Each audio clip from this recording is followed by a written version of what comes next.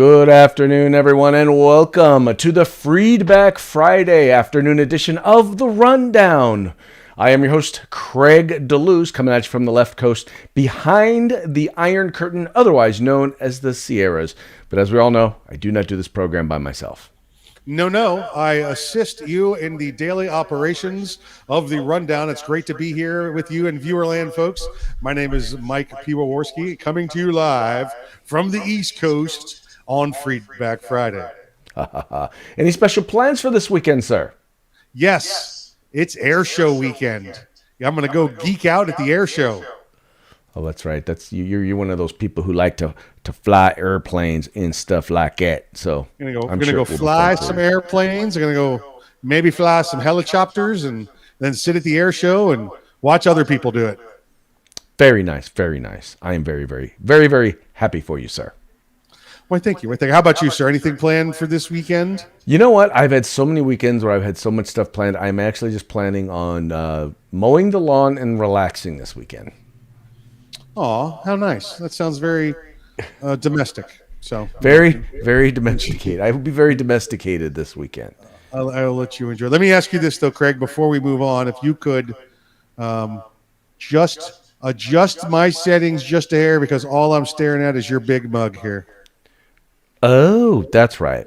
See, folks, what happens is I have the ability to decide what Mike gets to see. And needless to say, Mr. Mikey, sometimes I'm like, nope, you just get to look at me. That's it. But there you go. I will let you see what the world gets to see. See, now he is as special as the rest of you and gets to see. See, now I know when it's my turn to talk. This is the cue for you're up next, brah. I know. As opposed to if I'm just staring at you, I'm going to let you talk the whole time. Okay. Well, I'm glad we got some of the behind the scenes stuff out there for the folks in Viewerland. I hope y'all are taking notes. If y'all decide to do your own live stream one day, you will know that, it takes a little bit of work. It does. And remember, don't cross the streams. Don't cross the streams. That is a very, very bad thing to do. Don't do that. It's the end of civilization as we know it. Don't cross the streams. Excellent. So why don't we go ahead and let's go ahead and kick it into today's stories, shall we? Kick it. Kick it. All right. So story numero uno. Now, if you guys watch Fox News, you've probably seen this. But this is a story about out of Loudoun County, Virginia, and we all know that Virginia has pretty much gone bonzo over the last since the election, since they elected and turned blue. But in Loudoun County, Virginia, they're basically the schools. There was a father, and you've seen, by the way, if you've watched any news channel and you've seen anything where they're talking about sending the FBI or Homeland Security in to investigate parents who go to school board meetings and get out of hand, there's a guy out of Loudoun County who's kind of like the poster child for it. But if you understand the story behind why he's angry, it actually turns out that he was angry at the school board because his daughter, who was a ninth grader, had been sexually assaulted by an individual, a man or a male, who was wearing a skirt. Clearly, this individual said that he identified as a female, and that allowed him to go into the women's or the girls' bathroom. And he wound up sexually assaulting this guy's daughter, and the school board was actually trying to cover it up, Mike. They were trying to cover it up. Well, sorry, we just had a little flash going on here. Listen, yeah. I mean, school board covering this up. That just, that's absolutely ridiculous. I'm all for this guy. Whatever repercussions it is, I hope that at the end of this ordeal, they rename the school district after this guy. He should own them after this. Craig, I can't help but think that all of this dude in a skirt, however he got in there, I think maybe all that could have been solved if, I don't know, in Virginia they had the proper number of school resource officers. We know that this has gone on in multiple jurisdictions since the first of the year. They have been defunding the SROs. We just saw it right up the road in Alexandria happen this same week as well, reinstating SROs because it's just madness going on in the schools with crimes and fighting. This is probably the same type of thing that's gone on there. Your school board, and not your school boards. Let's be clear on that. This has been the cities and the counties taking the monies from the school boards because they control the monies for the schools in Virginia. So whereas they're doing the whole defund the police thing, they didn't take the police out of their own neighborhoods, did they? They took them out of the schools where your kids are. No, they most definitely did not take the money out of their own neighborhoods. Well, their own kids' schools, because their kids are probably in private school by what we generally know about these folks. But what was interesting is that this now instead of them calling the police, instead of him being disciplined, he was simply sent to another school where it has been said that he did the same exact thing to another girl. And that's why parents were so angry and were so upset. That was one of the reasons why parents were actually called on to be there. And so naturally, this guy wants justice for his daughter. And, the school board is having none of it. He wanted answers. They weren't going to give them to him. So they attempted to have him escorted out, and he wasn't going. But just so you folks know, it's not like parents are just showing up at these school board meetings acting wild and crazy. Not to say that there aren't. But in many cases, these are individuals who have a reason to be angry and upset. I mean, who is this guy? This is a dude in a skirt. This is not the Highlander walking around in Virginia. Who is this guy, Craig? And how does he get to walk from school to school, from district to district, without? Listen, if the parents of these children had known what he was doing, I don't think it would have been a problem. But how is he able to get on? How were these districts not able to protect? Well, I take that back. I know how the districts are not able to protect because they've been defunded with their law enforcement monies. Well, but in some cases, they're trying to protect the rights of quote unquote transgendered students. And here's the problem is in some cases like this, you pass rules like the ones that they passed. What you wind up with is some people who are going to take advantage of that. And that's exactly what you had here. In this case, you had an individual who decided he was going to take advantage. He was going to take advantage of the situation. This person has actually now been charged. He's been charged with 2 counts of sodomy and 1 count of anal sodomy.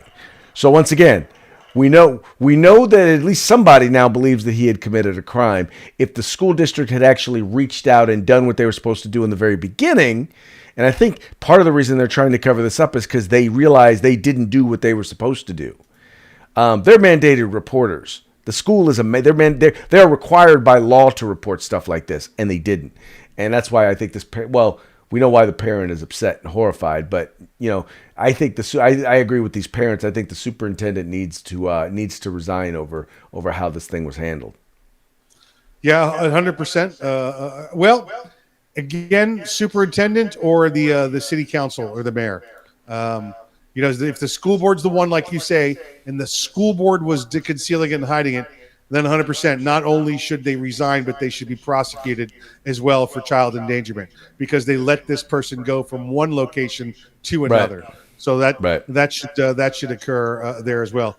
In the meantime, Craig, I'm doing a pool right now. How long you think before this guy gets suicided in prison? I don't know. I mean, he's a minor, so he's probably going to wind up in kiddie jail. Even though it's for, maybe a week. I don't know much about Virginia jails. That's the other thing. I don't know how hardcore they are. Potpourri's okay, but I would the hot towel service is horrible. Speaking of hot towels, okay, that's the best transition I got. All right. Katie Couric, towel on a fire. That's what she is, Hey, how many fans out there do we have of Katie Couric? I'm seeing no hands. Okay. Oh, I'm seeing one. All right. So Mikey does here. We'll show Mikey. Oh, see now he doesn't want the evidence. Okay. So he likes Katie Couric. Now, remember, Katie Couric has been known a couple of times for actually doing interviews and then editing the interview in order to make it sound like the response that she wants. Well, there's another instance in where she, in fact, did that, and it had to do with none other than Ruth Bader Ginsburg. So Ruth Bader Ginsburg was asked about how she felt about the kneeling protest in the NFL. Let's just put it this way: she didn't give the response that that Katie Couric thought she should give, and so she wanted to, in her words, she wanted to protect Ruth Bader Ginsburg. Now, once again, she was asked about the protests, and specifically what Ruth Bader Ginsburg said. Hold on, I had it right here. She basically said they were showing contempt for a government that has made it possible for their parents and grandparents to live a decent life, which they probably could not have lived in places they came from. So now, she said it was disrespectful. She said it was disrespectful. Is what she said. She goes, she would not tolerate it, and it is disrespectful. Right. So the interesting thing is, in other words, and it was funny because when I read it the second time, I was like, oh, okay, now I see what the disrespect for. I was like, where they came from? Who is she talking to? We're talking about NFL players in a country where they came from, mostly black league. 78% of the NFL is black, and she's talking about they probably wouldn't be able to live a decent life in the country where they quote unquote came from. Well, I think she would, she would be implying that, it was back, a couple of generations ago when they got some free room and board on a boat to come over to the United States. Let's be clear though, when Darth Vader Ginsburg was interviewed by Katie Couric, I think she was 110. All right. So the sentiment that I get from this story was that it was disrespectful. And I clearly think she was trying to say that, although the slavery did occur, we understand that occurred, anywhere from 200 to 500 years ago, it's not the image you want to be portraying of somebody that's glad to have freedom. So do you think it was that, or you didn't think it was more she was covering up because she didn't want to make it sound like Ruth Bader Ginsburg didn't agree with their kneeling? Oh, listen, no. 100% Katie Couric got rid of her statements because it did not agree with Katie Couric's or the network's vision of what they wanted to say. That's why it wasn't there. And the liberal bastion of hope that she was for the left, they could never have her say, fronting that it's disrespectful to be kneeling down. They could never allow that. So that's why Katie Couric just got rid of the statement. It never made it to airtime. Nope. And dude, I'm just telling you, that is hilarious to me because once again, this is not the first time she's edited stuff in order to remove statements that she didn't want out there. I'm sorry, but this is another example of the mainstream media should be embarrassed because once again, you say that you're about reporting objective news, but we know the difference. We know you're not because we know you edit stuff and you change stuff in order to push the position and the opinion that you want. It's the pretty white girl theory, right? Isn't that it? She's the pretty white girl, so she gets to say what she wants, and they can't hold it against her. And then when they found her wrong for lying the first time, what'd they do? They gave her husband cancer, so they got her some sympathy and they let her back in, and she was able to say what else she wanted. So it's the pretty white girl. She can do what she wants. It's okay. She's America's sweetheart. She's Katie Couric. We don't care. There you go. Right. That's why you like her. Pretty white girl. Oh, I don't like her. She had her You husband. just raised your hand. You said you like Katie Couric. I have evidence. Oh, I don't like her reporting.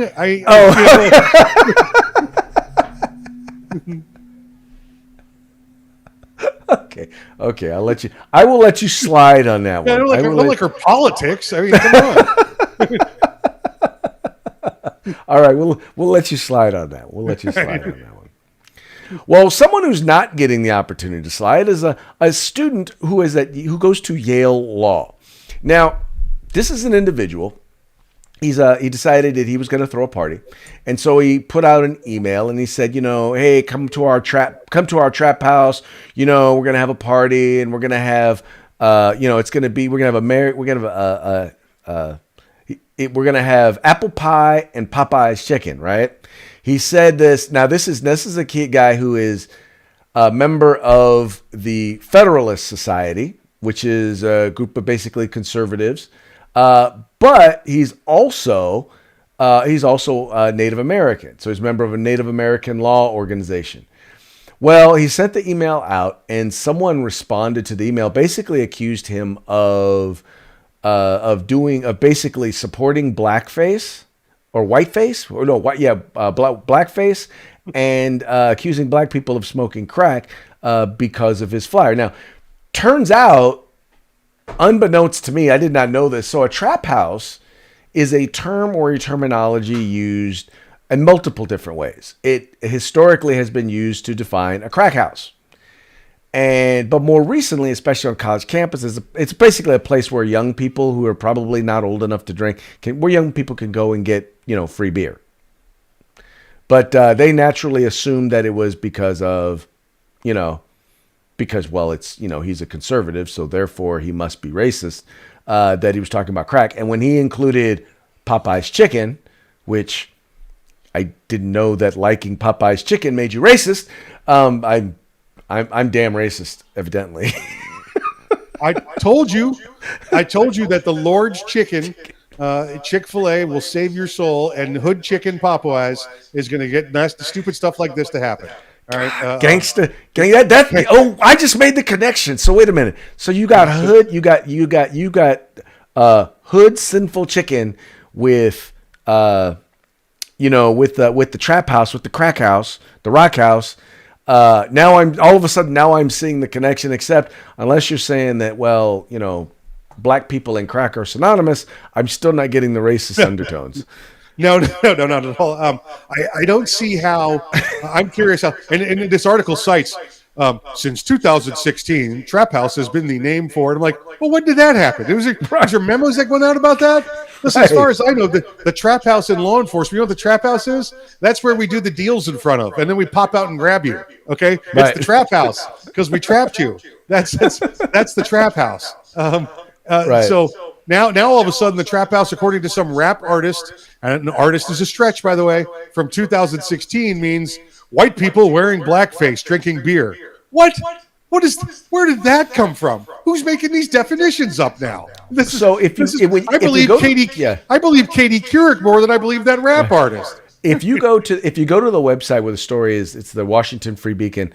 If you go there, they actually have an audio where you can listen to, because the guy recorded this meeting he had with I think it was like the dean and the administrator, where they basically told him, look, you need to apologize, or you may get kicked out of school, and even if you're not kicked out of school, you'll never get a job at any law firm. Kind of like, one of those we'll make sure of it type deals. Right. But I'm like this. So he went on and explained for about 15 minutes about why what the dude said was racist. Now, let's just be honest. If it takes you 15 minutes to explain anything, then it is not common knowledge. I don't care what it is. This guy went to school with the Wildcats there with Will Ferrell on Old School. I mean, this is what this sounds like. The dean trying to blackmail for something that didn't occur and gone on. This is crazy. This student, I'm hoping that the conversation inside the dean's office ended with, therefore, Dean, I wish you to consume a satchel of Richards, because I'm not doing it. That's exactly where it needed to go. But once again, this is Yale Law, considered the top law school in the country. So they were very careful to make sure that they didn't say anything illegal. But the implications of what they were saying were really obvious. Right. And I've just, Mike, there used to be a time when you looked at people with degrees from some of these Ivy League universities, and I was impressed. Yale, Harvard, Stanford, Columbia, you name it. Now, I just consider them educated into imbecility. They are so woke that they're a joke, and you literally, that is how dumb they are. They have subjected themselves. They think they've been listening to the greatest and the best minds in the world, and what they've been doing is that they've been fed a bunch of BS. and they think they know it all. But most liberalism, I've just come to realize, if you have to jump through as many intellectual hoops to make liberalism make sense, it's not that smart. No, absolutely not. I concur with you 100%. Exactly. I just realized we have not been paying much attention to the comment line. Let's see if we have anyone who has been saying anything. Nothing there and nothing there. I've been watching the Facebook one, but I'm also at 1 or 2%. So I see we got people watching. Hello to everybody that we're watching, and everybody that's watching us, and they're with us. Excellent. Well, those of you who are watching, if you are not watching on the rundown, then we can't see your comments. So please do us a favor. Go ahead and switch on over to the rundown. If you want to comment, we'll see your comments. Otherwise, we'll respond to your comments later on one of our other channels. There you go. Just that having been said, did I say stead or did I say said? No, you said it. You said it right. It was good. Good. I'm just repeating what you said. Yes. Trying to seem supportive, I appreciate that. I appreciate your support, my brother. It's what I do. Good stuff. That's what I do. I'm an athletic supporter. Okay, now speaking of racist things, and this actually probably does still classify as racist. Not like races within the human race, but extraterrestrial racist. An actress. You know what, Mike? I'm going to let you. You know what? This is your story. I'm going to let you take the lead on this one.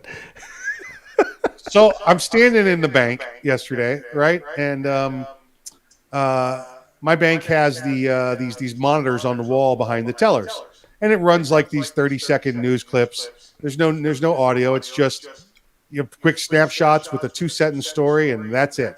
And listen, and just so you know, folks, those monitors are back there to make you look at them so the cameras can look at your face while you're in the bank.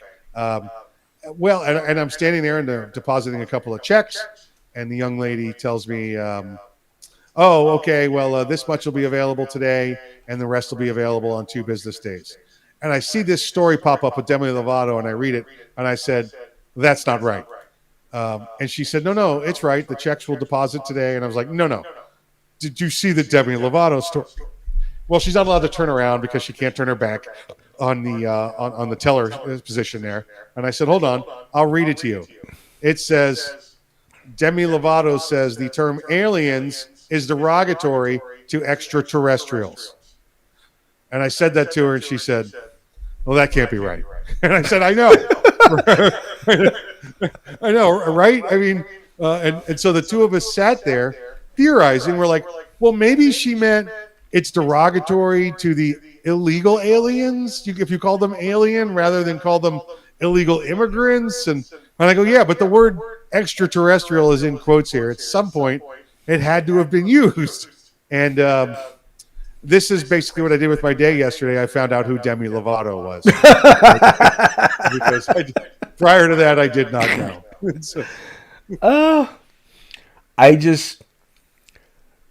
This level of idiocy. See, folks, this is what happens when you allow when we allowed wokeness to get out of the academia. When being woke was just a theory that was discussed, critical race theory, social justice theory, all that stuff. When that's all it was a bunch of, high college professors thinking and talking about stuff. It didn't really do a lot of damage. But eventually it escaped into mainstream society. And now this is what we have to deal with. The fact that we have now musical artists who are basically talking about how we ought to not be, how we need to be sensitive to the feelings of extraterrestrials and not use derogatory terms like alien. I saw this pop up, and Craig, I immediately know, and I'd bet Katie Couric's integrity on this, that Demi Lovato is in California. She must be one of yours. She must be. You know what? Some California nonsense. That is some California nonsense. Okay. I can't even. Maybe Oregon or Washington, but chances are only if if it's Oregon or Washington, it originated in California. Yes, exactly right. Yeah. Wow. Wow. So yeah, so it's I just thought, well, maybe it's has something to do with immigrants. It's maybe she might just say extraterrestrials is the part that's derogatory. And no, we sat there and looked over a couple of times. We're like, well, California, that's stand out in the heat too long. The sun Sunshine, will, sunshine. stand out in the heat too long. The sun will dry up your brain juices. That's what That happens. is definitely what is going on here. Well, Mikey, we're on to our parting shot, sir. It's a parting shot. We're on to the parting shot. You guys remember we've been talking a lot about. We talked a little bit about what went on in with Southwest Airlines with the fact that they had a sick out. Well, it's They the don't- weather, they- Craig. It's they from said the, it was the weather. It's It was weather a related, and we actually have a picture of one of the aircraft in the middle of the storm. It was in the middle of the storm. Now, Mike, I just need to ask you this question: do storms and does weather only impact one airline at a time? Oh, it you know what? It's actually started to spread to one or two other airlines in solidarity with Southwest. There you go. There you go. So there it is in the middle of the storm. Oh, wait, hold on. What's that? Is that a cloud? Is that a yellow Gadsden cloud? Is that what that is? Yellow Gadsden cloud right there in the stormy skies of Texas. Oh Lord, folks, this whole COVID thing has just gotten. I will tell you, by the way, if you have not listened to it, and I don't care if you listen to anything that Joe Rogan has ever done, you've got to listen to the interview that he did with Dr. Sanjay Gupta. Sanjay Gupta. So Sanjay Gupta is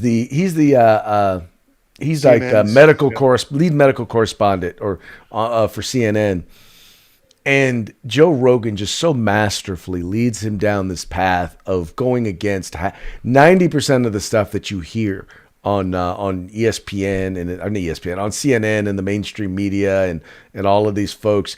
It was a masterful interview, and I think his whole purpose because the dude wanted to come on, but I think the whole reason he had him on was because he wanted to get him for the folks over at CNN accusing him of taking horse dewormers. Yes. Yeah, it was a little turnabout's fair play. That's exactly right. But it was masterful. It was beautiful. Yeah. Yeah. I'm telling you, folks, you will have a whole new respect. To me, I still say he's the best interviewer in the business. Number one, because he doesn't get caught up in these little 5-minute interviews. He does like hour and a half long. This one he does is 3 hours, and it's entertaining from beginning to end. But he goes through these long interviews. He doesn't accept BS. He doesn't accept BS answers. He's very well read on whatever he's interviewing somebody on. And like I said, because he's a comedian, he's also very entertaining. But yeah, the mainstream media is so full of BS on so many things. When it comes on many things, but especially when it comes to COVID. Yeah, he's good. And again, like I said, it's gonna come down to comedians. I think that break us out of the woke culture. Yep. Most definitely, because they Joe's realize one of the hardcore. without a First Amendment, they have no job. I mean, literally, they have no career. They do not have to. If they have to be censored as to what they can joke about, there's no such thing as being a comedian in a totalitarian fascist state, and that's what we're headed towards. Those of you who on the left who don't realize this, but most fascist states have been left-wing totalitarian states. So yeah, maybe you want to rethink that. All right, Mikey, how about a shout out to our sponsors? Hey, what's going on? Grid Defense and Gorilla Machining. Grid Defense, Gorilla Machining. Talked to both of them today. Everything's going great. Please check out their gear. Go over to Grid Defense, Gorilla Machining. Get everything you want. They deliver it straight to the house. You get these parts up in your hizzy because they don't do serial numbers. They do 80%ers, and everything else is a component and a part, so you can do your own build at your house. Folks, it's real simple. Check them out and make sure you let them know the folks at the Rundown sent you. Also want to remind you, California Republican Assembly, the conscience of the Republican Party. We are working to elect like-minded conservatives here in the state of California. Remember, if you're not part of the solution, you're part of the problem. Don't be a part of the problem. Join the organization that is the Republican wing of the Republican Party in California.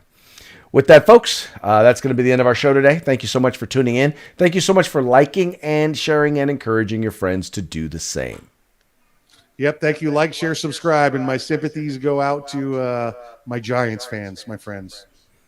Oh yeah, poor Giant fans. Yeah. You got robbed. It's okay. You're in San Francisco. You're used to getting robbed. Yeah. True. And poop on your shoes.